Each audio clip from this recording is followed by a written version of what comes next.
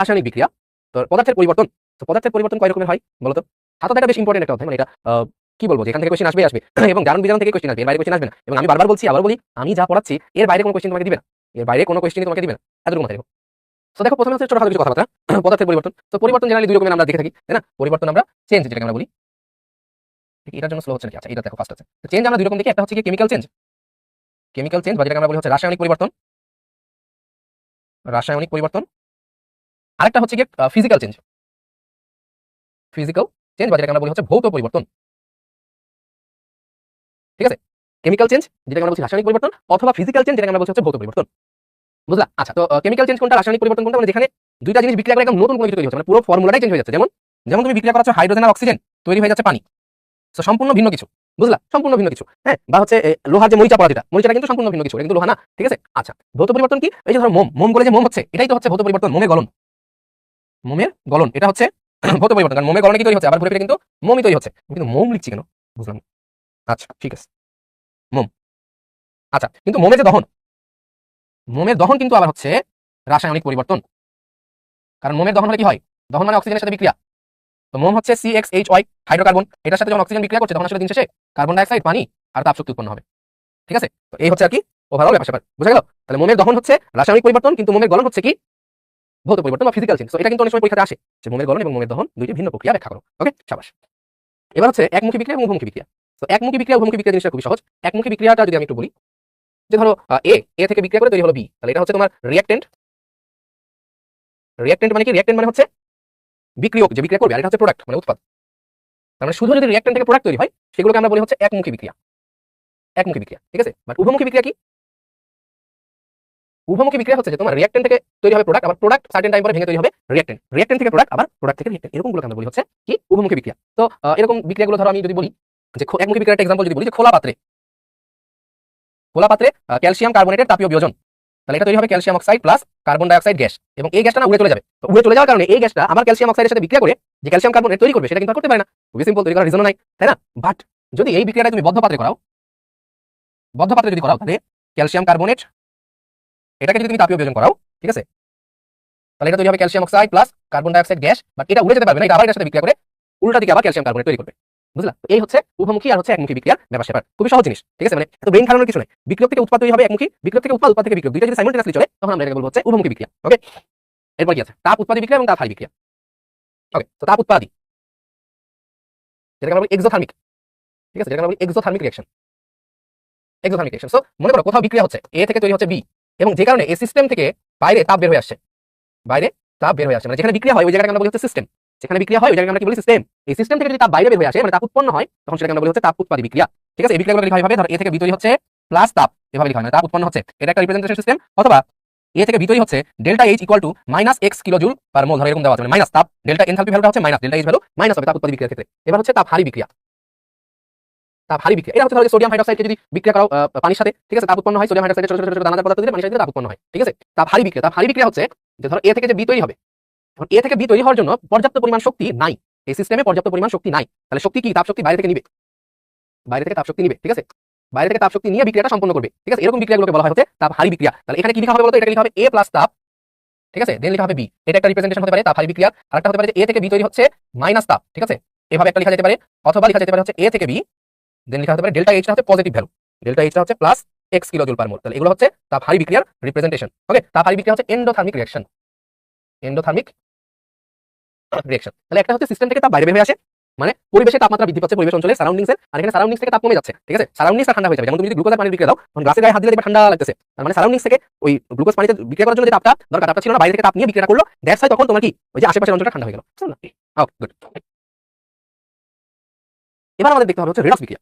ঠিক আছে, আমরা জারণ মান পড়ে আসছি অনেক আগে, এবার আমাদের দেখতে হবে জারণ সংখ্যা জিনিসটা পড়তে হবে। ঠিক আছে, তো আমরা আগে দেখবো হচ্ছে জারণ সংখ্যা।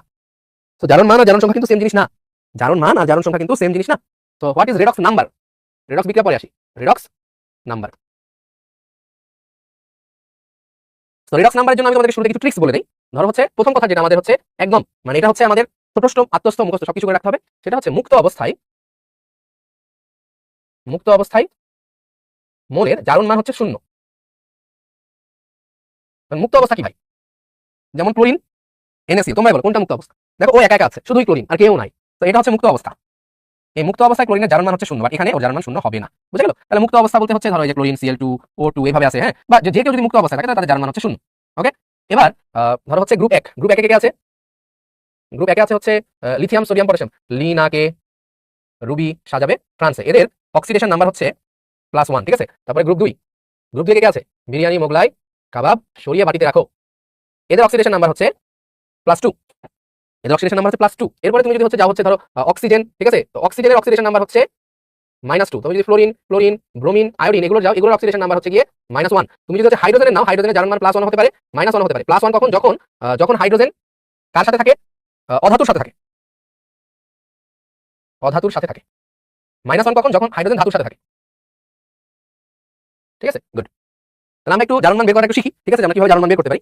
ধরো তোমাকে আমি বললাম যে H2SO4 যোগে সালফারের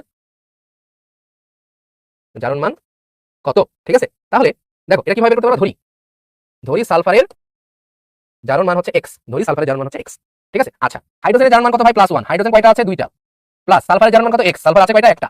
অক্সিজেনের জারণ মান কত ভাইয়া? -2 আছে কয়টা? 4টা, ওভারঅল হবে 0। তাহলে 2 + x প্লাস এটা কত? -8, এটা প্লাস ইকুয়াল টু 0। তাহলে 2 + x - 8 = 0। ওকে, তাহলে এখান থেকে তুমি পাবা x = +6, x = +6। তাহলে এই হচ্ছে সালফারের এখানে জারণ মান। এটাকে তুমি আরো সহজে এভাবে বুঝতে পারো, ধরো আছে H2SO4, ওকে। আচ্ছা, তো অক্সিজেনের কত ভাই? -2, হাইড্রোজেনের কত? +1, ওকে, খুবই ভালো কথা। তাহলে বলো 4 × -8, 2 × 1 + 2, ঠিক আছে। তাহলে সালফার কত হবে? +6, ওভারঅল 0 হতে হবে না?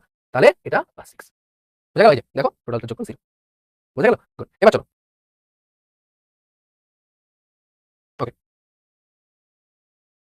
এবার চলো ধরো আরো কিছু দিচ্ছি আমি। ধরো দিলাম হচ্ছে HClO4 যোগে ক্লোরিনের জারণ মান কত, ঠিক আছে। তাহলে দেখো ভাই HClO4, আচ্ছা ধরো ক্লোরিনের জারণ মান x, তাহলে হাইড্রোজেন আছে একটা, 1 × 1 যোগ ক্লোরিন হচ্ছে x, কয়টা আছে? ক্লোরিন একটা, প্লাস হাইড্রোজেন -2 কয়টা আছে? 4টা, ওভারঅল হচ্ছে 0।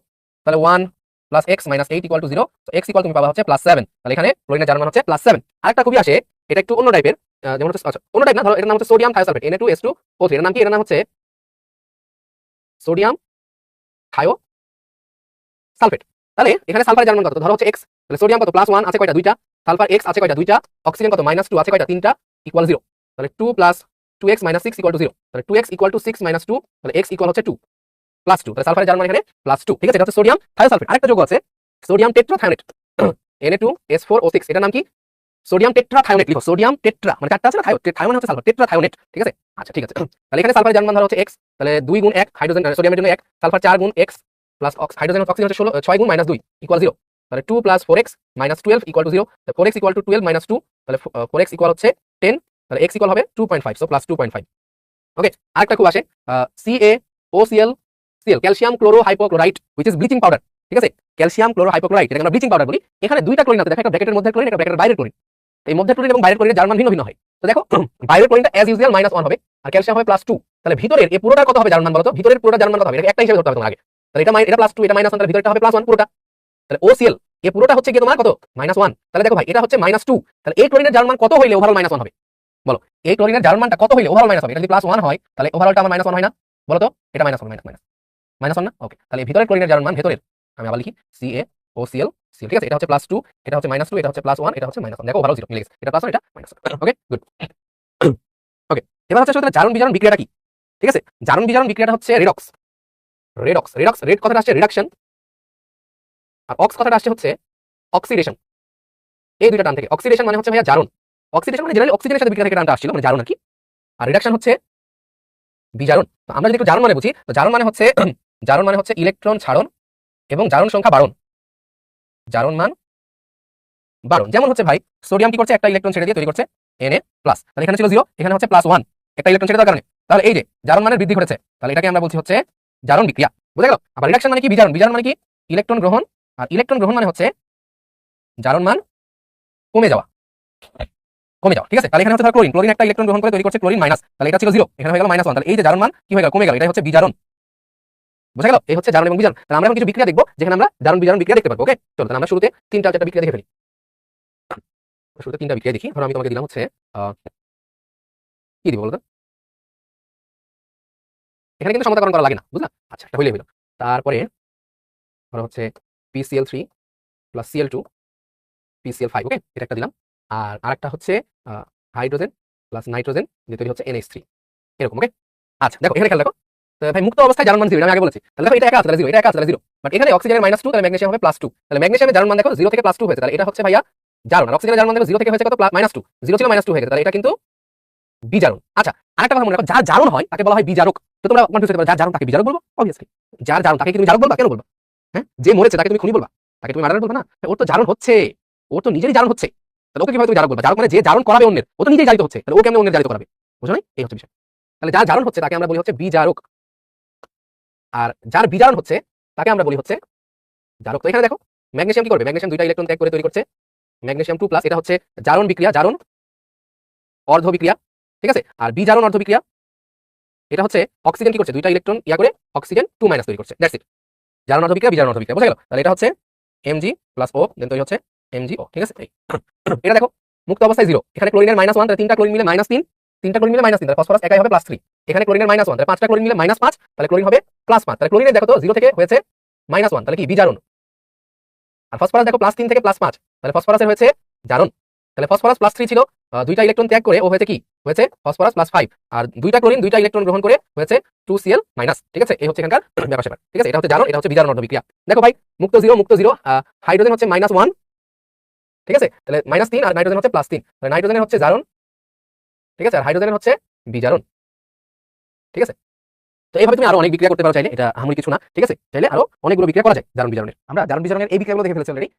ধরো হচ্ছে জারক কোনটা, বিজারক কোনটা, ইচ এন্ড এভরিথিং কিন্তু মোটামুটি ভাবে বুঝে গেছি। চলো আমরা আরো কিছু বিক্রিয়া প্র্যাকটিস করি, যাতে তোমাদের জারণ বিজারণের এই পুরো কনসেপ্টটাই ক্লিয়ার হয়ে যায় এবং আমরা বেশ সুন্দর করে সাজিয়ে গুছিয়ে একটু লেখা শিখি। হ্যাঁ চলো, তাহলে আমি তোমাদেরকে যে বিক্রিয়াটা এখন দিচ্ছি খুব সুন্দর করে দেখবা, ঠিক আছে। বিক্রিয়াটা দেখো ভাই, ধরো এই বিক্রিয়াটা তোমাকে দিল যে PCl3 প্লাস Cl2, দেন এটা থেকে তৈরি হচ্ছে PCl3, ঠিক আছে। পটাশিয়াম ট্রাইক্লোরাইড, এটার সাথে ক্লোরিন মিলে এটা তৈরি করছে পটাশিয়াম পেন্টাক্লোরাইড। এখন কথা হচ্ছে যে এইখানে জারণ বিজারণ বিক্রিয়া যুগপৎ ঘটে, এটা ব্যাখ্যা করতে হবে। কি কথা, যুগপৎ ঘটে, তার মানে জারণ এবং বিজারণ একসাথে ঘটে, সাইমultaneously ঘটে। এটা তোমাকে পরীক্ষায় লিখতে দিবে, তখন তুমি যেটা করবা, ঠিক আছে, বেশ সুন্দর করে এখানে বিক্রিয়াটা দিবা। দেখো মানে এটা লিখবা, লিখে দেখো এটা কি মুক্ত অবস্থায়, মুক্ত অবস্থায় কোনো মূল্যে জারণ মান কত হয় ভাই, 0 হয়, তাহলে দিবা 0, ঠিক আছে। এখানে ক্লোরিনের জারণ মান কত হয়, -1, 3 একে -3, তাহলে ফসফরাস একাই কত, +3, এখানে ক্লোরিন হচ্ছে -1, ঠিক আছে। তাহলে 5 একে -5, তাহলে ফসফরাস এখানে একাই +5, তাহলে +3 থেকে +5, তাহলে এখানে কি হয়েছে ভাই, এখানে হয়েছে জারণ। আর এই যে 0 থেকে -1, তাহলে এখানে হয়েছে কি, বিজারণ। তাহলে তুমি কিন্তু জারণ কোথায় হয়েছে বা কার হয়েছে, বিজারণ কার হয়েছে, পুরোটা কিন্তু তুমি এখানে পেয়ে গেলা। তাহলে এখানে দেখো তোমার জারণ অর্ধ বিক্রিয়াটা লিখবা, জারণ অর্ধ বিক্রিয়া। তাহলে জারণ অর্ধ বিক্রিয়াতে জিনিসটা কি হচ্ছে, এই ফসফরাস 3 প্লাস, এটা কি করছে ভাই, 2টা ইলেকট্রন কি করে, 2টা ইলেকট্রন ত্যাগ করে এখানে -2 ইলেকট্রন লিখতে পারো, এটা হয়ে যাচ্ছে ফসফরাস +5। কিন্তু আমরা যেটা বইয়ের ভাষায় দেখি যে এখানে 2টা মাইনাস এপাশে না দিয়ে এটা মাইনাস এপাশে ওই পাশে নিয়ে গেলে প্লাস বানিয়ে ফেলা হয়, ঠিক আছে। মানে এটা লেখার একটা কনভেনশন আর কি, এটা জাস্ট একটা লেখার কনভেনশন, নাথিং এলস, ওকে।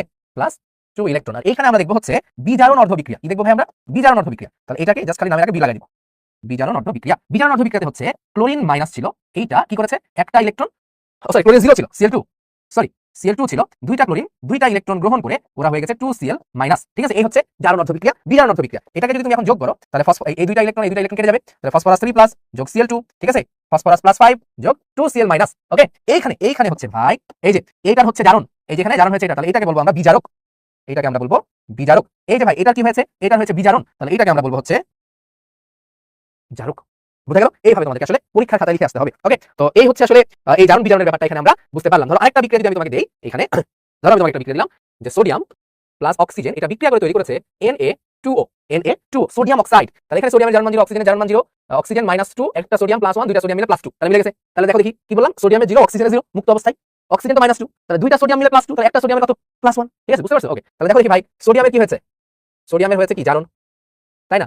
অক্সিজেনের কি হয়েছে, 0 ছিল -2 হয়েছে, কমে গিয়েছে, তাহলে অক্সিজেনের হয়েছে বিজারণ। তাহলে আমার মতো আবার লিখো জারণ অর্ধ বিক্রিয়া, জারণ অর্ধ বিক্রিয়া। জারণ অর্ধ বিক্রিয়া কি ভাই, জারণ অর্ধ বিক্রিয়া হচ্ছে সোডিয়াম একটা ইলেকট্রন ত্যাগ করে Na+ তৈরি করছে, যেটা বলেছিলাম এখানে না দিয়ে আমরা এই পাশে প্লাসটা দেওয়ার চেষ্টা করব, এবং একই সাথে আমরা লিখবো হচ্ছে বিজারণ অর্ধ বিক্রিয়া, একই সাথে আমরা লিখবো বিজারণ অর্ধ বিক্রিয়া, যেটা হচ্ছে অক্সিজেন কি করছে বলতো, মানে জেনারেলি যেটা হয় ও, ঠিক আছে, ও যেটা করে 2টা ইলেকট্রন কি করে গ্রহণ করে এটা তৈরি করা হচ্ছে অক্সিজেন 2-, কিন্তু এখানে ছিল O2, ঠিক আছে। আচ্ছা এখানে ছিল O2, ভালো করে খেয়াল করো, এখানে ছিল O2, তো এই জন্য আমি দেব এখানে O2, ঠিক আছে। তাহলে এখানে দেব 2, তাহলে এটাকে 2 দিয়ে গুণ করতে হবে, তাহলে এটা হয়ে যাবে 4টা ইলেকট্রন, ঠিক আছে। এখন এই জায়গাটা কি হবে ভাই, এখানে যেহেতু 4টা ইলেকট্রন, তাহলে এটাকে পুরো 4 দিয়ে গুণ করলে 4 4 4, এবার তুমি যোগ করো, এটা কেটে দাও, তাহলে 4Na + O2, 4টা কই গেল, 4Na + O2 এখানে তৈরি করছে 4Na+ যোগ 2O2-, এই দুইটা মিলে আসলে তৈরি করবে হচ্ছে Na2O, ঠিক আছে? এটা হচ্ছে সমতাকিত বিক্রিয়া, বুঝা গেল? তাহলে এইভাবে কিন্তু তোমাকে আসলে জারণ বিজারণের কাজগুলো করে আসতে হবে। এখন আমরা দুইটা বিক্রিয়া দেখবো। দেখি তো কি কি বিক্রিয়া আছে এখানে। আচ্ছা, আমরা এগুলো দেখে আসছি, তাপ উৎপাদিত আকারে দেখে আসছি। ওকে ওকে ওকে ওকে। আমরা এখন যে জিনিসটা দেখবো সেটা হচ্ছে সংযোজন এবং সংশ্লেষণ বিক্রিয়া।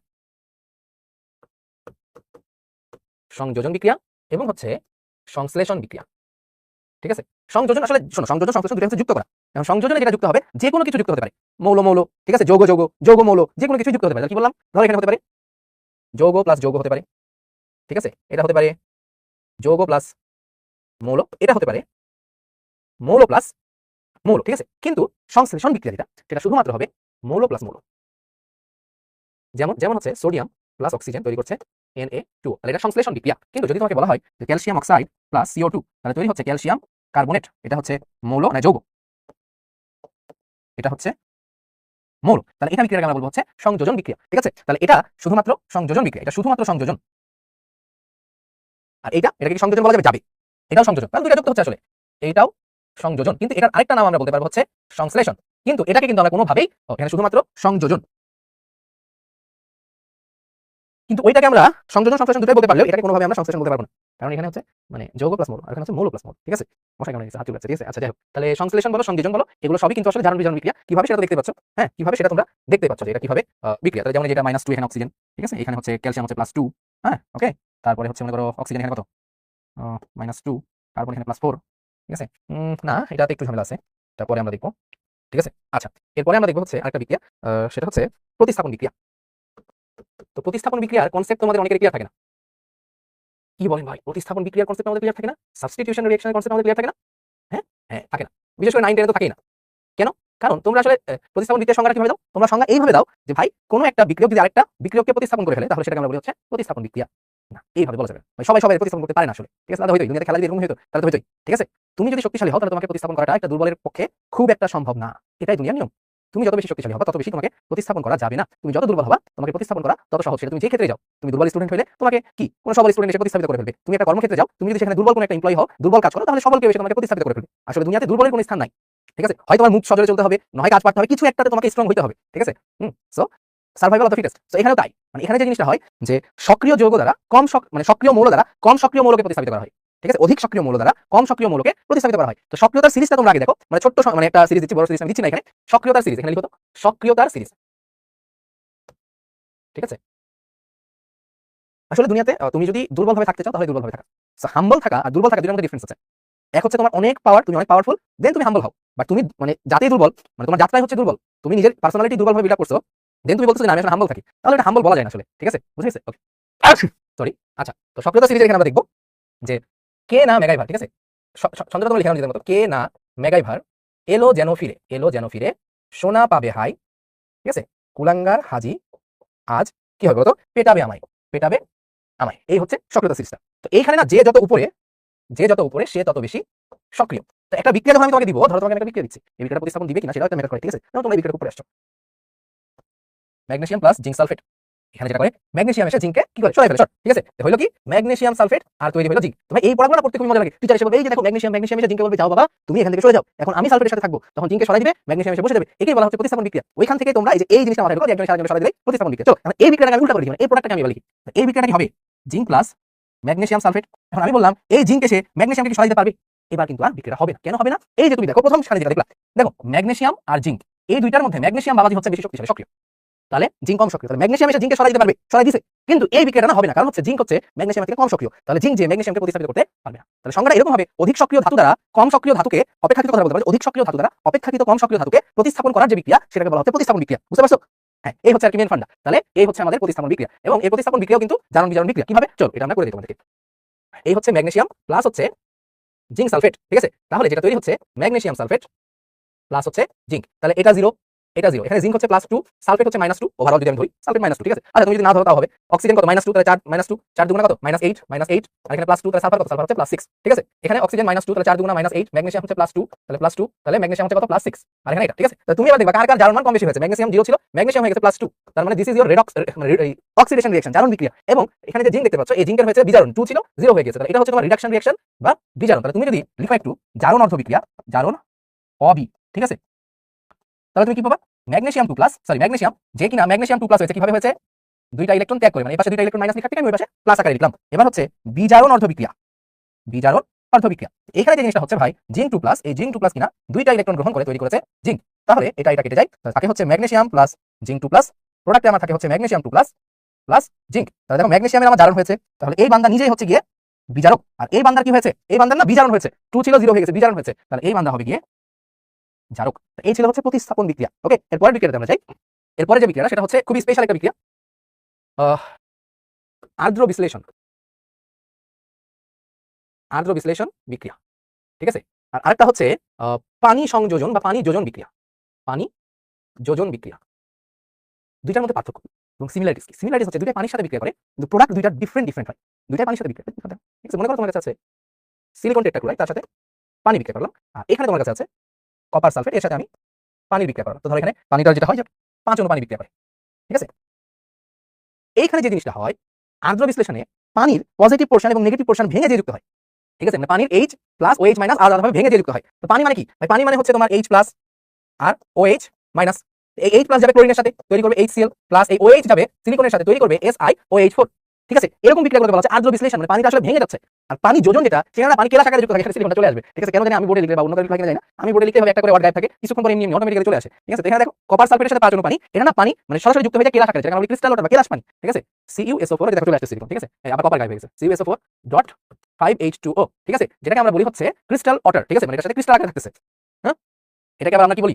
ব্লু ভিট্রিয়ল, ব্লু ভিট্রিয়ল, ঠিক আছে। তাহলে এইভাবে দুইটা বিক্রিয়ার ভিন্নতা রয়েছে। তোমাকে এই বিক্রিয়া 1 নাম্বার দিবে, এটা 2 নাম্বার দিবে, এই দুইটা বিক্রিয়ার মধ্যে পার্থক্য ব্যাখ্যা করো, পারবা না? একটাতে পানি পজিটিভ এবং নেগেটিভ পোর্শন ভেঙে গিয়ে যুক্ত হচ্ছে, আর একটাতে পানি সরাসরি যুক্ত হয়ে গেছে কেলাস আকারে, ঠিক আছে। এবং একটা নাম হচ্ছে আর্দ্র বিশ্লেষণ, আর একটা নাম হচ্ছে পানি যোজন, ঠিক আছে। ওকে, তারপরে চলো, তারপরে বেশ সুন্দর এবং নন রিডক্স বিক্রিয়া। নন রিডক্স বিক্রিয়া কারা? হ্যাঁ, নন রিডক্স বিক্রিয়া কারা? সো দুই টাইপের বিক্রিয়া নন রিডক্স রিঅ্যাকশন আমরা দেখতে পাবো। মানে একটা হচ্ছে তোমার, আমি একটু জায়গাটা করে দিই, নন রিডক্স বিক্রিয়াতে আমরা দুই টাইপের বিক্রিয়া দেখতে পাবো। একটা হচ্ছে তোমার জারণ বিজারণ বিক্রিয়া, না এরকম দুইটা বিক্রিয়া হচ্ছে অধক্ষেপণ বিক্রিয়া, অধক্ষেপণ বিক্রিয়া, আরেকটা আমরা দেখবো হচ্ছে প্রশমন বিক্রিয়া, ঠিক আছে। অধক্ষেপণ কারা? অধক্ষেপণ ধরো একটা বিক্রিয়া যদি আমি দেই, সিলভার নাইট্রেট তার সাথে মনে করো সোডিয়াম ক্লোরাইড, এই বিক্রিয়াটা যদি হয় তাহলে এখানে সিলভার ক্লোরাইড মানে Na+Cl minus, silver plus Ag minus, NO3 minus, silver যাবে হচ্ছে ক্লোরিনের সাথে, সোডিয়াম প্লাস যাবে NO3 মাইনাসের সাথে, মানে প্লাস মাইনাস প্লাস মাইনাস। তো সিলভার ক্লোরাইড এটা না সাদা অধক্ষেপ করে সলিড, ঠিক আছে, আর এখানে তৈরি করে সোডিয়াম নাইট্রেট, এই যে সাদা অধক্ষেপ, ঠিক আছে। এই বিক্রিয়াটা তোমরা অধক্ষেপের বিক্রিয়া হিসেবে মনে রাখতে পারো, ঠিক আছে। প্রশমন বিক্রিয়া, প্রশমন বিক্রিয়াতে যেটা হয় অ্যাসিড আর ক্ষার, অ্যাসিড আর ক্ষার বিক্রিয়া করে এইখানে ভাইয়া তৈরি করে লবণ প্লাস পানি, ঠিক আছে। মানে অ্যাসিডের যে বৈশিষ্ট্য এটাকে প্রশমিত করছে, মানে অ্যাসিড আর ক্ষার যদি তুমি বিক্রিয়া করেন তাহলে বিক্রিয়া শেষে এটা না থাকছে অ্যাসিড না থাকছে ক্ষার, এটা দিন শেষে লবণ আর পানি নিরপেক্ষ দুইটা যোগে পরিণত হচ্ছে। তো এটা সহজ বিক্রিয়া দেখে ফেলি আমরা, ঠিক আছে। যেমন হচ্ছে সোডিয়াম হাইড্রোক্সাইড NaOH প্লাস হচ্ছে গিয়ে HCl, তাই না? তাহলে এখানে তৈরি হবে কি H প্লাস আর OH minus Na plus Cl minus, তাহলে H প্লাস যাবে OH মাইনাসের সাথে, Na প্লাস যাবে Cl মাইনাসের সাথে, এই যে sodium chloride which is our salt and H plus OH minus মিলে তৈরি করবে পানি, ঠিক আছে। তো এই দুইটা বিক্রিয়া না একটাও না জারণ বিজারণ বিক্রিয়া, কিভাবে চলো আমরা করে দেখি। এই যে দেখো সিলভার নাইট্রেট এটার সাথে সোডিয়াম ক্লোরাইড তৈরি হচ্ছে AgCl প্লাস সোডিয়াম নাইট্রেট, তাহলে NO3 minus Na plus chlorine minus silver plus chlorine minus sodium plus NO3 minus silver plus. দেখো ভাই সিলভার প্লাসই থাকছে, NO3 মাইনাস NO3 মাইনাসই থাকছে, Na প্লাস Na প্লাসই থাকছে, ক্লোরিন মাইনাসই থাকছে। তাহলে কারণ জারণ মানের কোনো পরিবর্তন হচ্ছে না, কারোই জারণ মানের কোনো পরিবর্তন হচ্ছে না। তাহলে এই বিক্রিয়াটাকে আমরা বলবো হচ্ছে ভাই কি, এই বিক্রিয়াটাকে আমরা বলবো হচ্ছে নন রেডক্স বিক্রিয়া, এই বিক্রিয়াকে আমরা বলবো হচ্ছে নন রেডক্স বিক্রিয়া। এরপরে দেখো ভাই এই বিক্রিয়াটা খেয়াল করো তুমি, এই বিক্রিয়াটা কি বলতেছে? ও আমি এই বিক্রিয়াটা লিখি না, সমস্যা কি? হ্যাঁ, কোনো কি সমস্যা আছে বলো তো? কোনো সমস্যা নাই। ওকে চলো লিখি, NaOH প্লাস HCl তৈরি করছে NaCl প্লাস হচ্ছে H2O, তাহলে -2 +1 -1 +1 -1 +1 +1 +1 অক্সিজেন -2, তাহলে সোডিয়াম +1 +1 অক্সিজেন -2 -2 হাইড্রোজেন +1 +1 ক্লোরিন -1 -1। তার মানে এখানেও কিন্তু কারো জারণ মানে কোনো পরিবর্তন হচ্ছে না। তার মানে এই বিক্রিয়াটাও কিন্তু দিন শেষে একটা নন রেডক্স বা জারণ বিজারণ বিক্রিয়া হবে না, নন রেডক্স রিঅ্যাকশন। বুঝা গেল? তাহলে এভাবে আমরা প্রশমন বিক্রিয়া এবং অধক্ষেপণ বিক্রিয়াগুলো কিন্তু দিন শেষে নন রেডক্স বিক্রিয়া, যে কোনো প্রশমন বিক্রিয়াই নন রেডক্স বিক্রিয়া, ঠিক আছে। ওকে, যেমন একটা করে দেখাই তোমাদেরকে, যেমন মনে করা হচ্ছে এই বিক্রিয়াটা H2SO4 প্লাস কি প্লাস হচ্ছে HCl, মনে করো এটাই নাও, ঠিক আছে। তাহলে এটা তৈরি করে হচ্ছে সরি দুইটা অ্যাসিড দিচ্ছি, এই বলবা না তোমরা, সোডিয়াম হাইড্রোক্সাইড, হ্যাঁ, তাহলে Na2SO4 প্লাস হচ্ছে H2O, ঠিক আছে। তাহলে অক্সিজেন -2 হাইড্রোজেন +1 -2 সোডিয়াম হচ্ছে +1, তাহলে -8 +2, তাহলে সালফার হচ্ছে থাকে +6, তাহলে সোডিয়াম +1 হাইড্রোজেন +1 অক্সিজেন -2, হ্যাঁ -2 +6 +1। দেখো তো কোথাও কি জারণ মানের কোনো পরিবর্তন হয়েছে? কারোই কিন্তু জারণ মানের কোনো পরিবর্তন এখানে হয় নাই।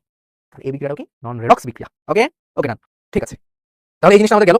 এবার আমরা একটু বিক্রিয়ার হার দেখি, যে বিক্রিয়ার হার জিনিসটা কি। সো বিক্রিয়ার হার জিনিসটা আসলে 9-10 এ বোঝানোটা খুবই টাফ, ঠিক আছে? মানে এই জিনিসটা আমরা ইন্টারমিডিয়েটে পড়ে তো অনেক মজা করে পড়াই রেট এক্সপ্রেশন দিয়ে, হ্যাঁ, আবার যখন কেমিক্যাল ইঞ্জিনিয়ারিং এ যখন আমরা পড়ি তখন আমরা হচ্ছে মানে রিঅ্যাকশন মেকানিজম দিয়ে রেট এক্সপ্রেশন দিয়ে মানে অনেক পড়াশোনা, ঠিক আছে? হ্যাঁ, তো ফার্স্ট অর্ডার সেকেন্ড অর্ডার আর অনেক কিছু আছে, যদিও ইন্টারমিডিয়েটে ফার্স্ট অর্ডার সেকেন্ড অর্ডার নিয়ে টুকটাক আলোচনা আছে আর কি, খুব বেশি কিছু না। তো বিক্রিয়ার হার, তো বিক্রিয়ার হার বলতে বোঝাচ্ছে দেখো যে ধরো নরমালি তুমি একটা জিনিস নাও যে তোমার কোনো এ একটা রিঅ্যাকটেন্ট, এই বিক্রিয়াটা ভেঙে বি তৈরি হবে, ঠিক আছে? এ ভেঙে ভেঙে ভেঙে ভেঙে বি তৈরি হবে। তো যখন তোমার বিক্রিয়া শুরু হয় নাই, ঠিক আছে, মানে তুমি কেবল তোমার একটা রিঅ্যাক্টর থাকবে, ঠিক আছে? এটা হচ্ছে, এটাকে আমরা বলি হচ্ছে রিঅ্যাক্টর। ধরো এটা হচ্ছে তোমার একটা রিঅ্যাক্টর, হ্যাঁ, এটা হচ্ছে তোমার রিঅ্যাক্টর। এই রিঅ্যাক্টরে তুমি হচ্ছে এ দিয়েছো, এ শুরুতে দিচ্ছ, ঠিক আছে? শুরুতে দিচ্ছ এ। এখন মনে করো বিক্রিয়া শুরু হয় নাই, তাহলে তোমার বিক্রিয়ার শুরুতেই সবকিছুই তো তোমার হচ্ছে বিক্রিয়ক, কোনো প্রোডাক্ট কিন্তু তোমার নাই। এপাশে কিন্তু তুমি কোনো প্রোডাক্ট কি পাচ্ছ? বিক্রিয়া শুরু না হলে পাচ্ছ না। তার মানে যখন টি ইকুয়াল টু 0, ঠিক আছে, তখন এ মনে করো যে 1 মোলই আছে, এটা মনে করো 0, মানে এখনো হয় না। তো এবার বিক্রিয়া শুরু হবে, এ ভাঙবে ভাঙবে ভাঙবে, হ্যাঁ, বি তৈরি হবে, এ ভেঙে ভেঙে ভেঙে ভেঙে তো বি তৈরি হবে, তাই না? তাহলে এখান থেকে তুমি আস্তে আস্তে আস্তে আস্তে বি পাইতে থাকবা, বি তুমি পাইতে থাকবে। তো এই যে সময়ের সাথে সাথে মনে করো একদম যখন বিক্রিয়াটা কমপ্লিটলি হয়ে যাবে, সম্পূর্ণ এটা ভেঙে ভেঙে ভেঙে বিতে পরিণত হয়ে যাবে, ঠিক আছে? তখন আমি ধরলাম যে টি ইকুয়াল টু টি বা এন্ড টাইম আর কি, বিক্রিয়া শেষে এটা হয়ে যাবে 0, এটা হয়ে যাবে 1। মানে এটা যদি পুরোপুরি এ বিক্রিয়া করে ফেলে তখন তার কথা আমি বলছি, যদিও পুরোপুরি কখনো এ ভেঙে বি তৈরি করে না, ঠিক আছে? আচ্ছা, বোঝা গেল তাহলে? তো এখন যেটা হচ্ছে যে সময়ের সাথে সাথে এ কতটুকু কমে যাচ্ছে বা সময়ের সাথে সাথে বি কতটুকু বৃদ্ধি পাচ্ছে, এটাকে বলা হচ্ছে বিক্রিয়ার হার। এটাকে কি বলা হচ্ছে? বিক্রিয়ার হার। তো বিক্রিয়ার হার এটাকে বলা হচ্ছে এরকম যে এ এর ঘনমাত্রার পরিবর্তন, ঘনমাত্রার পরিবর্তন, হ্যাঁ, যদি এখানে ঘনমাত্রা হ্রাস দিতে পারতাম আমি, ঠিক আছে? আচ্ছা, হ্রাস দাও, এর ঘনমাত্রা হ্রাস ডিভাইডেড বাই ওইটুকু হ্রাস হতে কত সময় লেগেছে, ঠিক আছে? অথবা বি এর ঘনমাত্রা বৃদ্ধি, বি এর ঘনমাত্রা বৃদ্ধি ডিভাইডেড বাই সময়, ডেল্টা সি এ সীমান্ত ঘনমাত্রা, আমরা এস দিয়ে পড়ছিলাম ঘনমাত্রা, ওকে? তাহলে delta S A divided by delta T A, অথবা আমি বলতে পারি delta S B divided by delta T B. যদি এখানে আরো অনেক কাহিনী আছে, আর ওই কাহিনী ক্ষেত্রে আমি করছি না। ধরো কথা তোমাকে এরকম একটা চার্ট দেওয়া হলো, তোমাকে এরকম একটা চার্ট দেওয়া হলো, হ্যাঁ,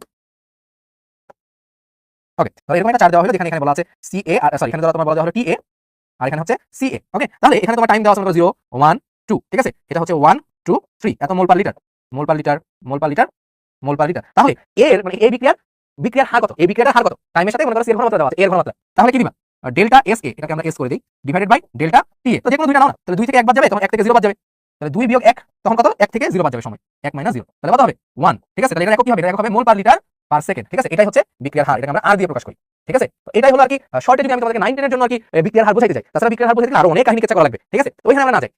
এবার আমাদেরকে যে জিনিসটা বোঝা লাগবে লাসাতেলিয়ান নীতি। লাসাতেলিয়ান নীতি বুঝতে গেলে তোমাকে সাম্যাবস্থা বুঝতে হবে, হ্যাঁ, ইকুইলিব্রিয়াম যেটাকে আমরা বলি। সো দেখো, ওই যে আমি বললাম যে তোমার রিঅ্যাক্টরে কি হবে? রিঅ্যাক্টরে তুমি দিচ্ছ কি? রিঅ্যাক্টরে তুমি দিচ্ছ হচ্ছে এ, এ এখান দিয়ে ঢুকতেছে, আর তোমার কি বি বের হচ্ছে, তাই না? আর বি হচ্ছে বের হচ্ছে। আচ্ছা, খুবই ভালো কথা। তাহলে এ ঢুকলো, বি বের হলো। তো এখানে না কিছু বি না আবার ব্যাক করে এর দিকে চলে আসে, মানে মানে এটা এভাবে দেখালে তোমাদের বুঝতে ইজি হবে। এ ভেঙে যে বি তৈরি হচ্ছে না, হ্যাঁ, তো এ থেকে কিছুক্ষণ মানে শুরুতে তো এ থাকে 0, বি তৈরি হয় তৈরি হয় তৈরি হয় তৈরি হয় তৈরি হয়, একটা সার্টেন টাইমে যখন বি তৈরি হয়ে যায় তখন এটা আবার ভেঙে না এ তৈরি করে, আমরা উভমুখী বিক্রিয়া বলি, ঠিক আছে? আমরা শুরুতে পড়ে আসছি উভমুখী বিক্রিয়া। এখন এই যে উভমুখী বিক্রিয়া না, এখন দেখো এ থেকে বি তৈরি হচ্ছে, এটা একটা রেট আছে যেটাকে আমরা বলি হচ্ছে আর এফ, ঠিক আছে? ফরওয়ার্ড মানে সামনের দিকে, ওটা একটা বেগ আছে না, বেগ থাকবে তো। আর বি থেকে যে ভেঙে এ তৈরি হচ্ছে, এটার একটা বেগ আছে, এটাকে আমরা বলি R B, backward rate, forward rate, backward rate. মানে এ ভেঙে প্রথমে বি তৈরি হওয়া শুরু করছে, বি হচ্ছে হচ্ছে হচ্ছে, দেখো এ থেকে বি, এ থেকে বি, এ থেকে বি তৈরি হচ্ছে তৈরি হচ্ছে তৈরি হচ্ছে। যখন কিনা তোমার একটা সার্টেন একটা অ্যামাউন্ট বি তৈরি হয়ে যাবে, তখন এবার এ থেকে বি চলতে থাকবে, বি থেকে এও চলতে থাকবে, ঠিক আছে? এইভাবে চলতে থাকে, ঠিক আছে? এখন এই দুইটা যদি কোনো কারণে বাই এনি চান্স একটা টাইমে সমান হয়ে যায়, মানে এ থেকে বি যে রেটে তৈরি হচ্ছে, বি থেকে এ সেম রেটে তৈরি হচ্ছে, তার মানে তোমার যদি সম্মুখ বিক্রিয়ার হার আর পশ্চাৎমুখী বিক্রিয়ার হার দুইটা যদি কখনো সমান হয়ে যায়, এটাকে আমরা বলি হচ্ছে সাম্য অবস্থা, ঠিক আছে? এটাকে আমরা বলি হচ্ছে সম্মুখ বিক্রিয়ার হার, সম্মুখ বিক্রিয়ার হার, এটাকে আমরা বলছি হচ্ছে পশ্চাৎ বিক্রিয়ার হার। এই দুটো যদি কখনো সমান হয়ে যায়, তখন আমরা এটাকে বলি হচ্ছে সাম্য অবস্থা। তো সাম্য অবস্থা আপাত দৃষ্টিতে দেখে থেমে গেছে এরকম মনে হবে, যখন সাম্য অবস্থা পৌঁছে যাবে না, মনে হয় বিক্রিয়া মানে হচ্ছে না, কারণ দুইটা তো আসলে সমান বেগে শুরু হয়ে চলতেছে, বাট আসলে বিক্রিয়া কিন্তু হইতেই থাকে, বাট সম্মুখমুখী বিক্রিয়ার বেগ এবং পশ্চাৎমুখী বিক্রিয়ার বেগ সমান হয়ে যাওয়ার কারণে মনে হয় যে বিক্রিয়া থেমে গেছে। সেই জন্য একটা প্রশ্ন আসে যে সাম্য অবস্থা একটি কি গতিশীল অবস্থা, এটা কিন্তু স্থির অবস্থা না, এটা একটা গতিশীল অবস্থা, কিন্তু দেখে মনে হয় স্থির অবস্থা, ওকে? এই হচ্ছে লাসাতেলিয়ান নীতির মানে। এখন লাসাতেলিয়ান নীতির আসলে কি? তো যেমন যে তাপ উৎপাদিত তাপ হারি বিক্রিয়া পড়ে আসলাম আমরা শুরুতে, হ্যাঁ, তো ওই রকম জিনিসগুলোর উপর বেস করে তাপমাত্রার পরিবর্তন করলে বিক্রিয়ার সাম্য অবস্থা পরিবর্তন হতে পারে। যেমন ধরো তোমাকে আমি বলছি, মানে আসলে আমরা এখন পড়বো বিক্রিয়ার উপরে তাপমাত্রার প্রভাব। দেখো দেখি, বিক্রিয়ার উপর তাপমাত্রার প্রভাব, বিক্রিয়ার উপর তাপমাত্রার প্রভাব। আমরা তাপমাত্রার উপর বেস করে দুই রকমের বিক্রিয়া দেখেছি, তাপ হারি, তাপ উৎপাদিত, তাই না? তো প্রথমে আমরা তাপ উৎপাদিত দেখি। তাপ উৎপাদিতে যা হবে তাপ হারিতে তার উল্টো কেসটা করবে, তাই না? তো ধরো এ থেকে বি তৈরি হচ্ছে এবং সাথে সাথে তোমার অনেকখানি তাপ তৈরি হচ্ছে, তো এই বিক্রিয়াকে আমরা বলি তাপ উৎপাদিত বিক্রিয়া, তাপ উৎপন্ন করছে। আর এটা ডেল্টা এইচটাকে আমরা নেগেটিভ হিসেবে ধরি, তাই না? Delta H equal to negative x kilojoule per mole, কথার কথা। আচ্ছা, একটা বিক্রিয়ায় তাপ উৎপন্ন হচ্ছে, তার মানে হচ্ছে যে এই বিক্রিয়াটা আসলে তাপের খুব একটা প্রয়োজন নাই, এই বিক্রিয়া তাপের খুব একটা প্রয়োজন লাগছে না, তোমাকে নিজে তাপ দিতে হচ্ছে না। অনেক সময় দেখো বিক্রিয়া করে তাপ দিতে হবে বাইরে থেকে, বাট এই বিক্রিয়া বাইরে থেকে তাপ দিতে তো হচ্ছে না, বরং ও নিজে তোমাকে তাপ এনে দিচ্ছে, বুঝতে পারছো? ও তোমাকে নিজে তাপ এনে দিচ্ছে, এই বিক্রিয়া তাপ উৎপাদী বিক্রিয়া। তাহলে তাপ উৎপাদী বিক্রিয়া নিজে তাপ উৎপন্ন করছে, এখন তুমি যদি এই বিক্রিয়া তাপমাত্রা আরো বাড়িয়ে দাও, তাহলে তোমার খেলা অন্যদিকে ঘুরে যাবে। তাপ যদি তুমি তাপমাত্রা বাড়িয়ে দিলে এই তাপটা বেড়ে যেয়ে এই বিটা ভেঙে এই দিকে যাওয়া শুরু করবে আবার, ঠিক আছে? ওই দিকে যাওয়া শুরু করবে। তার মানে যে জিনিসটা হচ্ছে সেটাই যদি তুমি বাড়াও, তাহলে উল্টা জিনিস ঘটবে, ঠিক আছে? তার মানে এটা তাপ উৎপাদী বিক্রিয়া না, তাহলে এখানে তাপমাত্রা বাড়ালে বিক্রিয়া কোন দিকে যাবে? বিক্রিয়া পশ্চাৎমুখী হবে, বিক্রিয়া হবে পশ্চাৎমুখী। আর তাপমাত্রা কমালে হবে বিক্রিয়া সম্মুখমুখী। তাপমাত্রা বাড়ালে বিক্রিয়া পশ্চাৎমুখী হবে, উৎপাদের পরিমাণ কি হবে? বিক্রিয়া পশ্চাৎমুখী মানে কি বি ভেঙে এতে চলে আসবে, তার মানে উৎপাদ কমে যাবে, উৎপাদ কমবে, এবং উৎপাদ কমলে তোমার কি হবে? লস হবে, কারণ তুমি তো চাইবা তো প্রোডাক্ট, তাই না? তাহলে তাপ হারি বিক্রিয়াতে এবার তাহলে কি হবে বলতো কি? এই জিনিসটা উল্টোটা হবে, তাপ হারি বিক্রিয়া। তাপ হারি বিক্রিয়াতে যেটা হয়, ধরো এ থেকে বি তৈরি হচ্ছে, তার সাথে পরিবেশ অঞ্চল থেকে তাপ হারিয়ে যাচ্ছে, তার মানে ওর না বিক্রিয়া হওয়ার জন্য তাপ দরকার, ওকে তাপ দিতে হবে। তাহলে ওর যদি তাপমাত্রা তুমি বাড়াও, ঠিক আছে, তাহলে কি হবে? বিক্রিয়া সম্মুখ দিকে যাইতে থাকবে, তাছাড়া কিন্তু একটা সময় থেমে যাবে। তাহলে এখানে আমি এটাকে কপি করে নিয়ে আসি, ঠিক আছে? ওকে, এটাকে যদি আমি একটু কপি করি, ওকে, তাপমাত্রা বাড়ালে এখানে বিক্রিয়া হবে সম্মুখমুখী, সম্মুখগামী। আর উৎপাদ কি হবে? উৎপাদ বাড়বে।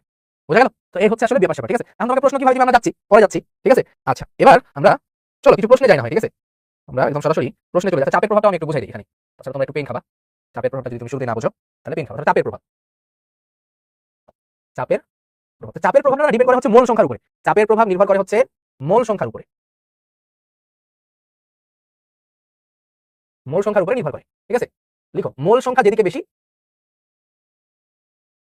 মোল সংখ্যা যেদিকে বেশি চাপ সেদিকে ক্রিয়া করে, চাপ সেদিকে ক্রিয়া করে, ঠিক আছে? যেমন মনে করো একটা বিক্রিয়া, আমি রিয়েল লাইফ না রিয়েল একটা এক্সাম্পল দেই। 3H2 তৈরি হচ্ছে 2NH3। তো এই বিক্রিয়কের মোল দেখো দেখি, এখানে হচ্ছে 1 মোল, এখানে হচ্ছে 3 মোল, আর এখানে হচ্ছে 2 মোল। তাহলে n অফ রিঅ্যাক্টেন্ট এটা হচ্ছে 1 + 3 = 4। তাহলে বিক্রিয়কের মোল হচ্ছে 4, আর এখানে বিক্রিয়কের উৎপাদের মোল কত? np, n অফ প্রোডাক্ট হচ্ছে 2। তার মানে n of r is greater than n of p।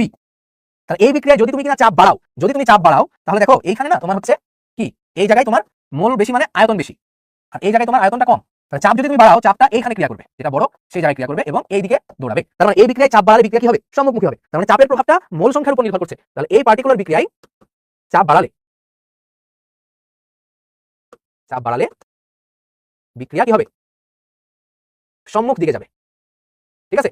আচ্ছা, ধরো আরেকটা বিক্রিয়া আমি নেই, ধরো হাইড্রোজেন প্লাস আয়োডিন, এই না তৈরি করছে হচ্ছে হাইড্রোজেন আয়োডাইড, ঠিক আছে? তাহলে 1 মোল 1 মোল, এখানে 2 মোল। তাহলে n অফ রিঅ্যাক্টেন্ট হচ্ছে 1 + 1 = 2, আর n অফ প্রোডাক্ট হচ্ছে 2। তার মানে n of reactant n of p।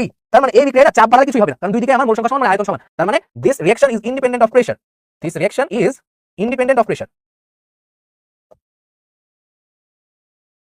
তার মানে চাপের কোনো প্রভাবই নাই। তার মানে চাপের প্রভাব হইতে গেলে তোমার মোল সংখ্যা হেরফের থাকতে হবে, মোল সংখ্যার পার্থক্য থাকতে হবে। বুঝতে পারছি আমি? ওকে, সো আমাদের টপিক আসলে কভার হয়ে গেছে। এখন আমরা তাহলে হচ্ছে সৃজনশীল প্রশ্নের দিকে আমরা যাই, ঠিক আছে? ওকে, বলছে আচ্ছা আমরা ক খ তো দেখবো না, আমরা গ ঘই মেনলি দেখবো। ওকে, দেখো বলছে 1 নম্বর বিক্রিয়াটি রেডক্স বিক্রিয়ার সমীকরণ সহ দেখো, করে ফেলেছি আমরা, করেছি না এটা? সোডিয়াম প্লাস অক্সিজেন, এটা হচ্ছে সোডিয়াম অক্সাইড, তাহলে -2 + 1 -2 + 1 হইলো, ঘোড়া ডিম হইলো, খুব খুশি হয়ে গেছে। এটা মুক্ত অবস্থায় 0, এটা মুক্ত অবস্থায় 0, এইখানে -2 + 1, তাহলে সোডিয়ামের হয়েছে কি? জারণ, আর অক্সিজেনের হয়েছে গিয়ে বিজারণ, ঠিক আছে? বাকিটুকু তোমরা আগের জায়গা থেকে দেখে নাও। এরপরে চলো 2 এবং 3 নম্বর বিক্রিয়া একই ধরনের কি না? না, 2 এবং 3 নম্বর বিক্রিয়াটা একই ধরনের না। তো তুমি যদি 2 নম্বর বিক্রিয়াটা দেখো, 2 নম্বর বিক্রিয়াটা হচ্ছে নাইট্রিক অ্যাসিড HNO3 প্লাস হচ্ছে ম্যাগনেসিয়াম হাইড্রোক্সাইড, মানে এটা হচ্ছে একটা ক্ষার। তাহলে এখানে যেটা তৈরি হবে ম্যাগনেসিয়াম নাইট্রেট MgNO3 2, কারণ ম্যাগনেসিয়াম 2 প্লাস তো, আর নাইট্রেট হচ্ছে -1, এজন্য MgNO3 2, আর তৈরি হবে হচ্ছে পানি।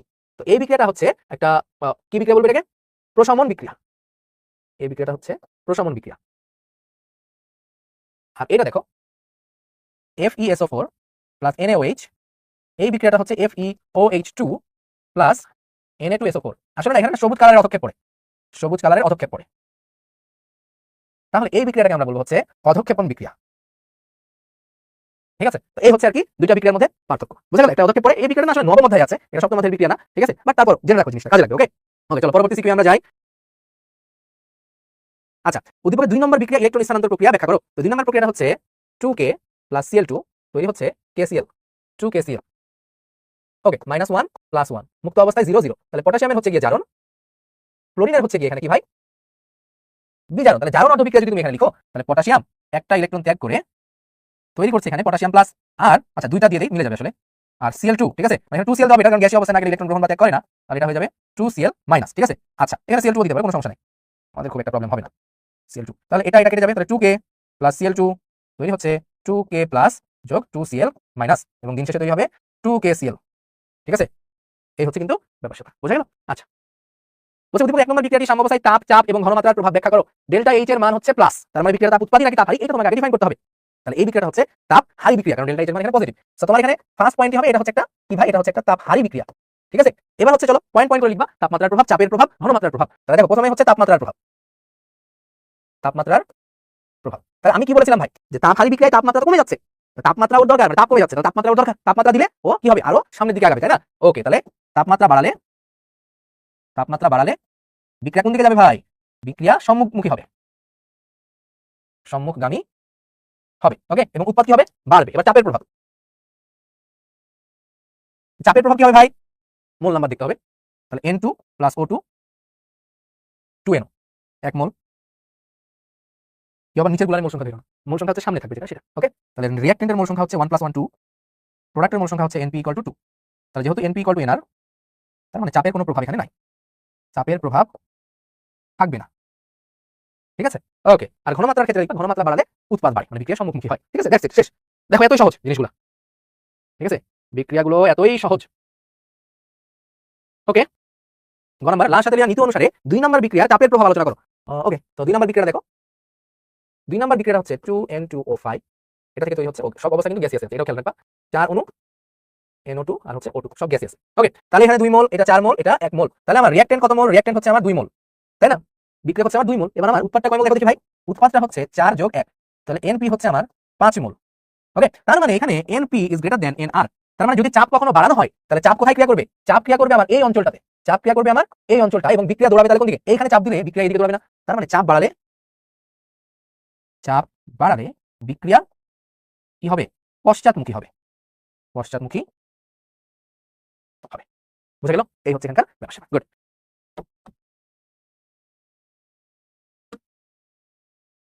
1 নম্বর বিক্রিয়াটি কোন কোন বিক্রিয়ার প্রতিনিধিত্ব করে, দেখো খুব সুন্দর একটা কোশ্চেন, যে 1 নম্বর বিক্রিয়াটা কোন কোন বিক্রিয়ার প্রতিনিধিত্ব করে, চলো দেখি। তাহলে এখানে FeCl2 প্লাস SnCl4 তৈরি হচ্ছে FeCl3 প্লাস SnCl2। এটা না জারণ বিজারণ বিক্রিয়ার প্রতিনিধিত্ব করবে। Fe হচ্ছে +2, ক্লোরিন হচ্ছে -1, Sn হচ্ছে +4, ক্লোরিন হচ্ছে -1, 4 কে 4, -4 + 4, ঠিক আছে। এই যে -1 -2 তাহলে +2, -1 -3 তাহলে এখানে +3, তাহলে আয়রনের দেখো +2 থেকে +3 হচ্ছে, তাহলে জারণ বিক্রিয়া। আর Sn দেখো +4 থেকে +2 হচ্ছে, তাহলে বিজারণ বিক্রিয়া। সমীকরণটা লিখতে পারবা না, আশা করি সমীকরণ এখন লিখতে পারবা। তো এই চ্যাপ্টার থেকে আসলে এর বাইরে খুব একটা কঠিন করার কিছু নাই, তোমাকে আমি দেখাই বাকি সিকিউ গুলো, তোমাকে যে সব সিকিউ আমাকে করে দিতে হবে এমন না, বাকিগুলো তুমি পারবা। যেমন এই সিকিউটা দেখো, উদ্দীপকের পাত্রে সংঘটিত এই বিক্রিয়াটা কোনো না কোনো বোর্ডে চলে আসতে পারে, ঠিক আছে। সংঘটিত বিক্রিয়া, তো সামগ্রিক খরচে কি থাকে ভাই, চুনা মানে ক্যালসিয়াম কার্বনেট থাকে। তো এই ক্যালসিয়াম কার্বনেটকে নিচ থেকে কি দেওয়া হচ্ছে, তাপ দেওয়া হচ্ছে, নাড়ানো হচ্ছে। তাহলে ক্যালসিয়াম কার্বনেটকে তাপ দিলে এটা তৈরি হয় হচ্ছে ক্যালসিয়াম অক্সাইড চুন প্লাস কার্বন ডাই অক্সাইড বুদবুদ তৈরি করে, ঠিক আছে। এই হচ্ছে ব্যাপার, এটা হচ্ছে একটা বিয়োজন বিক্রিয়া, এটা হচ্ছে একটা বিয়োজন বিক্রিয়া। ওকে, বলছে বিক্রিয়া পাত্রে প্রাপ্ত যৌগটির জলীয় দ্রবণে কার্বন ডাই অক্সাইড গ্যাস চালনা করলে কি ঘটে। আচ্ছা, খুবই ভালো কথা, খুবই ভালো কথা। এখানে যেটা হচ্ছে দেখো, ক্যালসিয়াম কার্বনেট না, ক্যালসিয়াম কার্বনেটকে ভাঙলে তৈরি হচ্ছে calcium oxide plus carbon die oxide. এই ক্যালসিয়াম অক্সাইডের যে জলীয় দ্রবণ সেটা হচ্ছে ক্যালসিয়াম হাইড্রোক্সাইড, ঠিক আছে। তার মানে এটা হচ্ছে চুনের পানি, এটা হচ্ছে চুন আর পানি, তাহলে দিস ইজ চুনের পানি। কার্বন ডাই অক্সাইড যেটা করে, চুনের পানিকে ঘোলা করে। কার্বন ডাই অক্সাইড কি করে, চুনের পানিকে ঘোলা করে, চুনের পানিকে ঘোলা করে। সো কার্বন ডাই অক্সাইড দিলে যেটা হবে, জলীয় দ্রবণে ওটাকে ঘোলা করে ফেলবে কার্বন ডাই অক্সাইড। ওকে, এই কথাটা এখানে বললেই হবে। রিঅ্যাকশন দিলেই তুমি ফুল মার্কস পাবা। হ্যাঁ, রিঅ্যাকশন না দিলে যদি তুমি উল্টাপাল্টা বাংলা কথা লিখো, তাহলে আসলে কপালে শনি শুক্র বুধ বৃহস্পতি হ্যাঁ সবই আছে। ওকে, ঠিক আছে। তাহলে